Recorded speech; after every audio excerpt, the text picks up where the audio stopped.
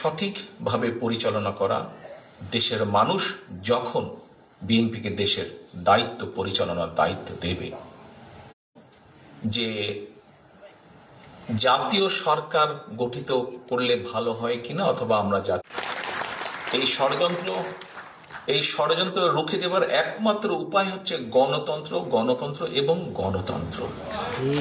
আমরা যদি গণতন্ত্রকে প্রতিষ্ঠিত করতে পারি, যে কোনো মূল্যে জনগণের মতামতকে প্রতিষ্ঠিত, একটা করে ফোল্ডার দেওয়া হয়েছে এবং কিছুক্ষণ পরে, খুব সম্ভবত লাঞ্চের পরে, তোমাদের সকলকে আলাদা আবার হাতে হাতে একটা লিফলেট দেওয়া হয়েছে। এই লিফলেটের মধ্যে একদম তথ্য দিয়ে উপস্থাপন করা হয়েছে যে বিএনপি 2001 সাল থেকে দেশ পরিচালনার দায়িত্বে ছিল।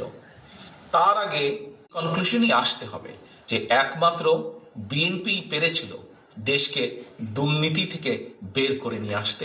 ইনশাল্লাহ আগামী দিনেও বিএনপি পারবে। এবার আসো, আইন শৃঙ্খলাকে দেখলাম, তমুককে দেখলাম, এবার অমুককে দেখুন। যাদের